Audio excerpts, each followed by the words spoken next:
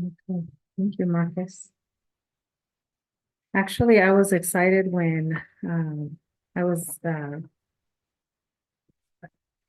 given this topic because for one, I learned a lot, and for two, I think as the author says that sometimes we don't really understand what resentment means and what it does to us. And although through this chapter it's fairly short, there's so much to learn. So but before I go on with my talk, um we are once again we're this is the book that we're reading. It's called Saint Diphnah's Playbook, and it's a Catholic guide to finding mental and emotional well-being. And so we are pretty close to finishing the book. A couple, like a month and a half, but we've gone through different topics. We've gone through depression, we've gone through anxiety, we've gone through the topic of trauma, and then this time around, now we're starting with relationships. And so the first topic within relationships is resentment. And so the author gives a very good example. So even if um, you are have been married or not, maybe you can resonate with this example. But he talks about, and I identified with this because my first child was very colicky. So he talks about how when they had their first child, the baby was very colicky. And so then his wife and they weren't prepared for the ups and downs of having to deal with a child that was, constantly crying. So then they didn't really know what to do, how to help the baby. So that added a lot of stress in the relationship. And so then I think Marcus talked about it earlier, and he talks about how one of the things that how that stress was manifested in their life or in their relationship was that they started keeping score. So then he talks about how their son cried a lot during the night, and so then it was very easy to be resentful of if one of them didn't try to soothe the baby, and they were resentful for how they were trying to handle the crying. And then he also talked about how there was even resent when one or the other was successful in helping the baby. So there was like, no matter what happened, like there was already like that resentment that was built. So then there was always an argument about it. So I just wanted to just briefly provide you with a definition of resentment. And so the true meaning of it is, so what is resentment? Resentment describes a negative emotional reaction to being mistreated. There is no one cause of resentment, but most cases involve an underlying sense of being mistreated or wronged by another person. And so experiencing frustration and disappointment, it's a normal part of life. So that's usually, comes with bitterness, indignation. Those are other words for resentment, irritation, dissatisfaction, so on and on and on. So I just wanted to give you a brief definition of it. So then he goes on to talk about, so what is it about our desire to have fairness in a relationship, which is spend time keeping score in order to show that things aren't fair. And so then the question is, why do we do this to ourselves? So why, have we over time, you hear this in couples a lot where they say, well, relationship has to be 50-50. Where in fact, the church, when we say our vows in front of God, it's supposed to be 100% each person. So there's no 50-50, it's 100 and 100, right? Because everybody, both husband and wife, have to be in it 100%. And so then he goes on to say that it's important to recognize that sometimes having a little resentment, it's part of our human nature. So then, even when he also gives an example, and again, we can probably all remember when we used to play with our siblings or maybe our cousins or other children, that sometimes we get upset at each other because, oh, like who got more, like if your parent gives you candy or something, well, he got 5 and I got 4 and you got 3 and why did I, it's like that's not fair. You hear that a lot where children, and so that's kind of a normal thing too sometimes, and then you get over it, right? But then when it comes to relationships, keeping score and becoming resentful over a perceived lack of fairness can be very poisonous. And I like the way that he puts it because it's important to understand that after a period of time, if you continue to keep score and, well, he's never done this or she's never, and you continue, it builds, and that's what creates that resentment over time. And so in this chapter, we are going to talk about, the focus is going to be more on romantic relationships or partnerships, rather than just, other types of relationships. So, for example, one example that maybe we also can identify is if one of the husband leaves the toilet seat up, sometimes the wife will get upset, or it took you too long to do this, and then it creates this frustration. So that frustration leads to arguments, and then that bad feeling for everyone, then everybody is feeling with this ugly feeling inside. So again, everybody's trying to do their best to move forward and grow as individuals in relationships, with the hopes of learning to let go of small frustrations and focus on loving others unconditionally. So everybody has that intent to be able to, everybody wants to feel loved and also love others. But when we allow these small frustrations to get the best of us, it's very easy to go into that other mode of resentment. Because again, it's not easy. So resentment, however, is on a whole different level. The idea of keeping score, a game we have all played in our relationships from time to time, again, it can poison a relationship. So we're always on the lookout for fairness and equality in the tasks around the house. For example, we can always find ways to feel we're being cheated, and then start to grow in resentment toward our partner.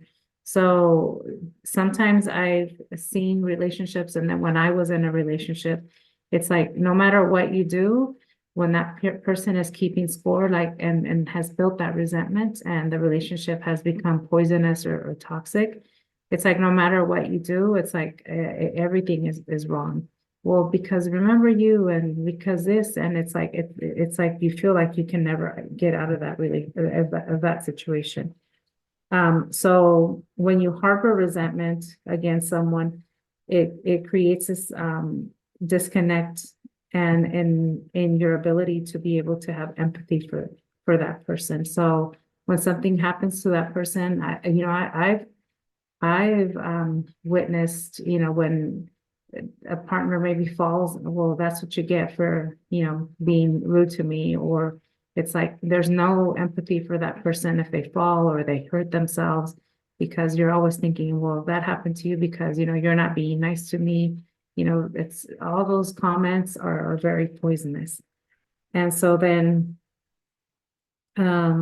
once our ability to have empathy for our partner fades away, the warning lights start going off, and something needs to be done quickly to refocus that relationship. And to get things back on track. So it's very important to be aware that once you start getting into into that situation where you're constantly nitpicking, if we want to call it that way, that's a big red flag. Once we start nitpicking and everything that person does is just, they can never meet our needs, and everything that they do feels wrong. That's an indicator of us needing to really stop and refocus and really see what's going on within us or in the relationship to be able to rectify and change the relationship. So then, so what do we do when this starts happening? And communication is key to healing from resentment in a relationship. And again, it's easier to said than done. And sometimes we weren't taught, to communicate. How do you do that? How do you communicate? So in communication, there's not only the speaking part, there's a listening part. So that's very key. And I think that's where sometimes we all go wrong because we just want to talk, and that other person is trying to talk too, and the communication is lost, especially if in that moment there's anger and all those feelings start coming out, and all we want to do is both parties want to just talk and nobody's doing the listening. It makes it very hard. So it's important that we, both parties have to actively work on it. So especially because of things that bother us, might not bother the other person, or we might not hear what the other person is actually trying to communicate. So the things that bother us and we think we have to get done may not be the same things that bother that other person, or, that they have to get done. So our typical approach to solving this problem is to nag at our partner in an effort to get them to comply. And then when we do that, resentment builds on both ends. So then we feel we shouldn't have to nag our partner to get them to do something as obvious as picking up their clothes from the floor. And then they get frustrated at being nagged for something as unimportant as leaving, clothes on the floor. So to fend off resentment, we have to communicate what things are important to us and why. And so we can't expect our partner to read our mind. So that's very common that we usually get upset and then we think, oh, that other person should know why I'm upset, without communicating it. So it's very important that we remember that there's no other human being out there that without articulating what's going on or what's bothering us, they're going to be able to read our mind and know exactly why we're feeling the way we are. So it's very important to know that we can't expect our partner, to read our mind. So we have to tell them what things we value, what things we have grown to expect in relationships because of our past experiences. And we have to tell them why. So it's not enough to just say, I can't stand you leaving your clothes on the floor, because if clothes on the floor doesn't bother, again, that other person, then, it's not really gonna feel like they have, there's a problem. So we have to share the reason, why it bothers us. So this insight into our thinking, will help foster that healthier conversation that needs to happen. So again, it's very important that we articulate it. It's important that the other person listens, actively listens. So another approach to avoiding or also healing that resentment is to do it yourself. So we're not suggesting that you should do everything yourself, but rather if you think about the small things. So it's kind of one of those things where you have to choose. You've heard that saying, like, pick your battles. So sometimes you have to choose instead of nagging and fighting over the same thing. Sometimes it's okay if you that one time pick that thing up and don't have to get upset about it. And so then, like I said, he says, let's face it, picking up a shirt and tossing it in the hamper ends the whole problem right there. So, you just, you can just sometimes just do it yourself. So sometimes resentment builds in a relationship because we don't hear what our partner is saying, or we misunderstand, what they mean to convey.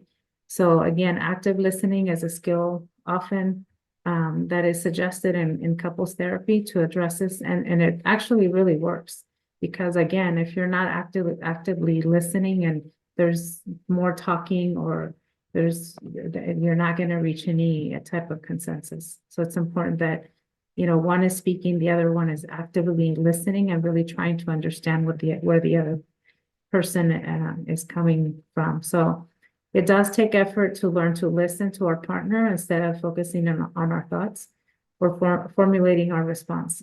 But it, makes all the difference. So how many of us have done that the other person is trying to convey why they feel a certain way, and we think we're listening, but we're already thinking, we're formulating that response. We're already thinking, how am I going to respond to this, instead of really listening to that person?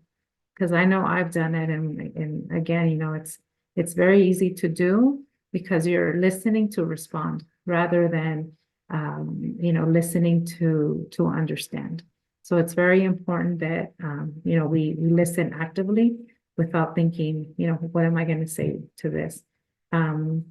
So we quietly listen to what they're saying, and then before responding with our own thoughts, we paraphrase what we have heard them say. So for example, so what I hear you saying is, and then once we relay what we think we've heard back to them, it gives our partner space to correct it with, actually I meant. So it's very important. It's kind of like checking for their, our understanding, or the understanding of a conversation is like, I hear you saying this. And again, it allows the other person to be able to correct it or say, that's exactly what I'm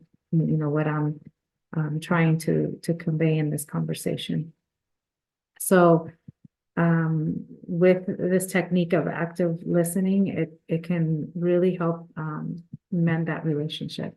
So for example, he gives an example, and I'm going to go ahead and share it with you. The author says, it really bothers me that you leave your clothes laying around the floor. So then what I hear you saying is that I'm dirty and leave our house messy and you're disappointed in me. And then so the other person would say, no, actually, I think you do a great job keeping the house picked up. It's just, one little thing and I don't like it. So, I mean, it's important, like I said, that you have that dialogue. So once we hear what our partner is actually trying to say, it's typically just limited to a small issue that can be corrected, easily. So, and it's rarely like, catastrophic, as I think we've made up on our head, but, sometimes, this method, doesn't work. And the author goes on to say, is there healing and relief, out there? So then, he discusses that active listening always works always and if in this circumstance, it always works if we're willing to believe that our partner is saying is the truth. So sometimes that's the hard part, the person will say, this is how I'm feeling, or this is what I'm saying. And then we're on the other end already thinking, well, they're lying. They're just trying to say this so I can feel better, or they're trying to make me feel this way. And then we don't believe them. And so then our mind, it kind of tilts towards the negative, and then that's where the resentment forms. So that's very important to also know that when we're in that place of disbelief, that other person is really trying to explain to us, but because we have built, anger, frustration, disbelief, and that allows that resentment to come in. So if we want healing and relief from our resentments in our relationships, we have to assume good intentions. We have to, ditch the desire to interpret what we read between the lines, and then we have to believe them. So sharing how we're feeling, not expecting our partner to read our mind, taking responsibility for our tasks that are priorities for us. So then just doing it, and then sitting next to each other. He does talk about it where, we can sit next to each other and holding hands and believing that we are worthy of love and that our partner believes that too. So these are the keys towards finding healing and relief from the resentments that, kind of plague our mind, and then also can tear that relationship apart. And of course, he does recommend couples therapy is a great way to be able to learn these coping skills and especially being able to be an active listener in the relationship. So what does the Bible say about resentment? So today we read the verse in the Bible, Ephesians 4:31-32. So I'm gonna reread it, and it's all bitterness, fury, anger, shouting, and reviling must be removed from you, along with all malice. Be kind to one another, compassionate, forgiving one another, as God has forgiven you in Christ. So throughout scripture, we're reminded that harboring resentment, focusing on things that make us upset, and refusing to forgive or give someone the benefit of the doubt is a recipe for disaster in our walk with Christ. I love that he puts it in that context, because it's important to know that, God is calling us to be compassionate, to love one another, to forgive one another, like he forgave us. And when we're building on that resentment and reminding our partner that, remember when you did this, remember when you did that, you can't get this right. And doing that, it creates, like you said, it's a disaster in our walk with Christ. So there's no room for repaying small inconveniences with resentment, anger, or even thoughts of frustration towards our partner. So he says, so how do we fight against our own, selfish and fallen human nature? So how do we make the decision to live at peace with everyone and overlook an offense when our minds are telling us to get upset, stand up for the fairness and equality of our relationships, and be resentful? So that's hard. It's hard when we're trying to fight our human nature. But I love that he reminds us that in order for us to have peace in our lives or in our heart, most importantly, it's important that we step away from that mindset of, I'm gonna get him back. I'm keeping score, like, he's or she's done this to me like 10 times, and I don't believe him this 11th time, and you just keep harboring that, and so you lose your peace when you do that. And of course, God, or he doesn't want us to live a life of despair and no peace in our hearts. So in Matthew 19:26, he says, for human beings, this is impossible, but for God, all things are possible. And then again in his words in Matthew 11:28-30, come to me all, you who are labored and are burdened, for I will give you rest. Take my yoke upon you and learn from me, for I am meek and humble of heart, and you will find rest for yourselves. For my yoke is easy and my burden is light. So there is real power and freedom to be found in placing everything on Christ, giving him every resentment we hold in our hearts and saying, here you go, help. He can help. He can give us the strength to live in peace with everyone, and he wants us to cast our burdens on him. So then, the author goes on to explain that this isn't the classic, offer it up. We heard, it's more like, trust him to help you. He will not abandon us in our anger. He will not turn a blind eye to our suffering, and he will not ignore our desire to be free from resentment. So he wants to show us the way. If we only ask him and commit to following his lead, it is only through him that we can truly release the power resentment has over our relationships. This is so powerful that, we're just not offering how we feel, but that we're actually trusting the Lord to help us, especially when we're harboring those emotions, those feelings in our hearts, that we can just to trust him, that when we say, help me not feel this way, that he's going to come to our aid, and God, will truly help us and heal us from that.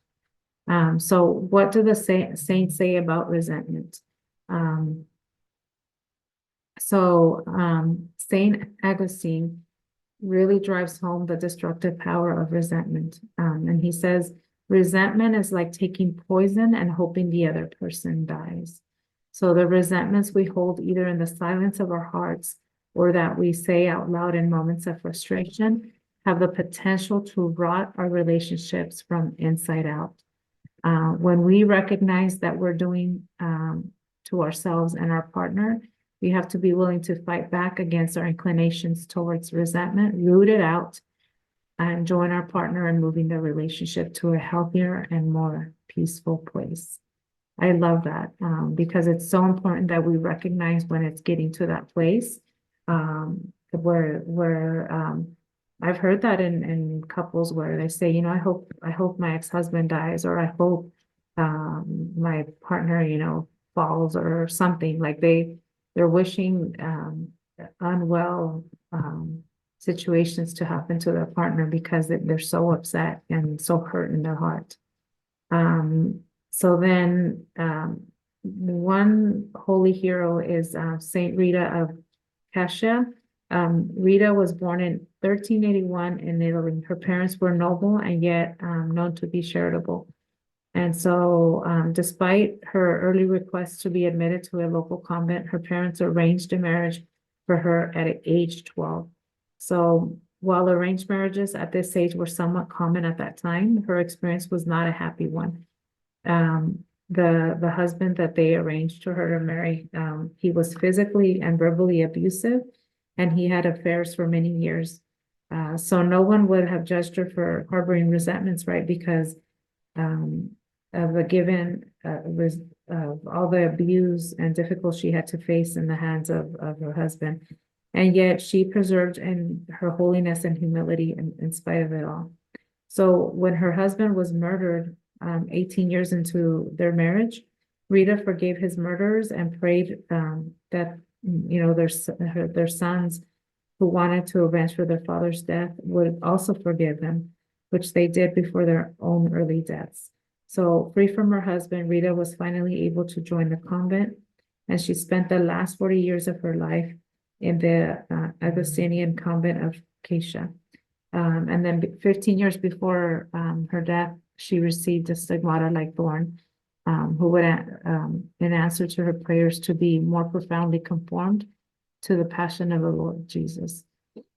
So Saint Rita is an incredible example of someone who turned her difficulties into opportunities, always thinking of ways to turn toward Christ for help rather than falling into a cycle of resentment, even in these most difficult circumstances. So I think we can all learn from Saint Rita, and maybe we're all in that struggle, right? Where we're trying to forgive someone that deeply has hurt us, either physically or emotionally or mentally. And we have this feeling in our heart that we can't let go. And she reminds us today, and then she can also intercede for us, that how important it is to allow our hearts to heal from those from that pain, from that hurt, from that suffering, so we can be free, so we can be at peace, how our good Lord wants us to feel. So we can all learn so much. There's probably so much in the next chapters. We're going to dive a little bit deeper into relationships and what emotions can we need to release so we can be able to live a healthy life together. So that is it for me. I like to close with a short prayer.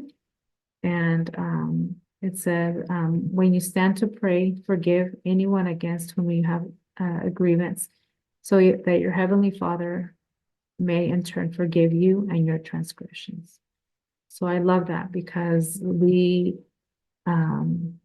sometimes we're very quick to anger and be unforgiving with others, forgetting, that we also have done not very nice things at times to others, and yet God's mercy has been so immense that He's forgiven us. So it's important that we remember that we also, have to love one another. We have to forgive one another. you have to have mercy for others, and that it's important that we don't harbor any feelings of resentment if we want to live a peaceful and healthy life and relationship with our partner.